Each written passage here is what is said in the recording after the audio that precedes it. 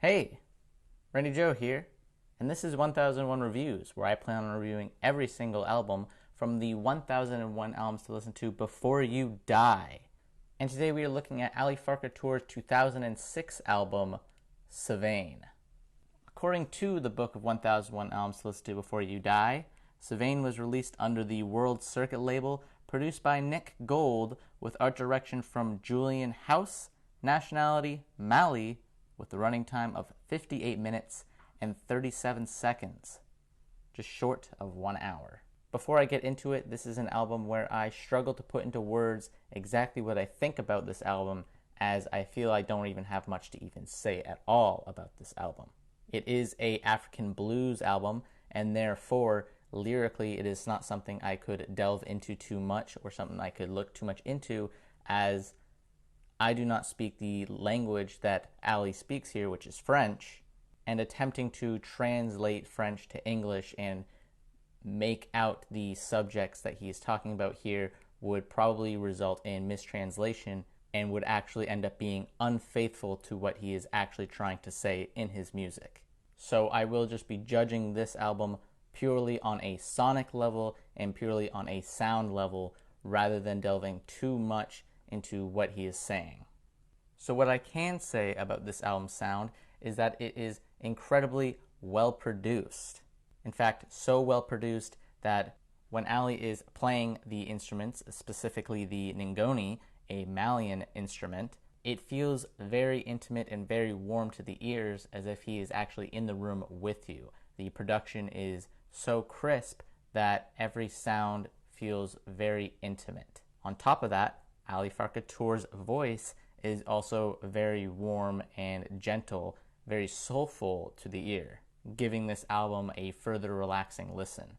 His guitar playing throughout this album is also just so unique and so original that it really can't be that replicated and feels very unique to his country of origin.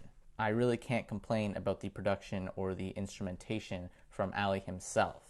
However, songs like Soya and Machengoidi are definitely the standout tracks here and are worth the listen, as they are more distinct than the other songs on this album, which many of the songs on here suffer from an issue, and that issue being that they are both too long and too repetitive for their own good. For example, the title track Savane, Penda Yoro, and Beto are all songs that feel too long and too repetitive, Savane being nearly 8 minutes long at 7 minutes and 40 seconds, and very little shift or change in tone or instrumentation at all.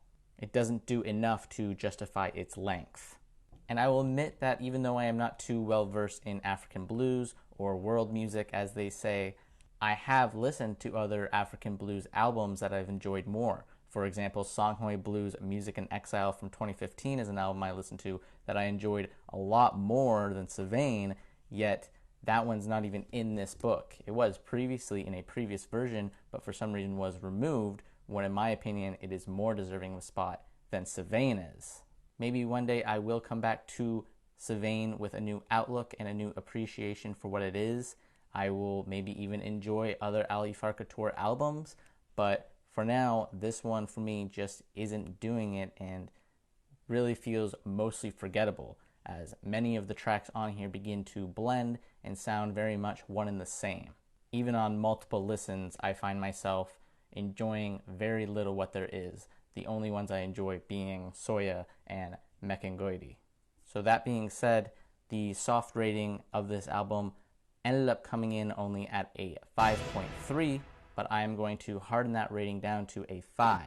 It is perfectly down the middle, feeling very, very meh on this album. Very meh.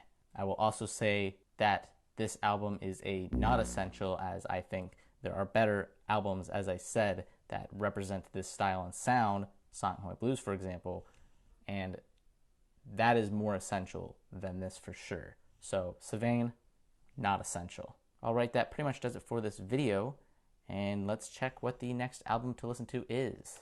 The next album is 329, which 329 ends up being new 75.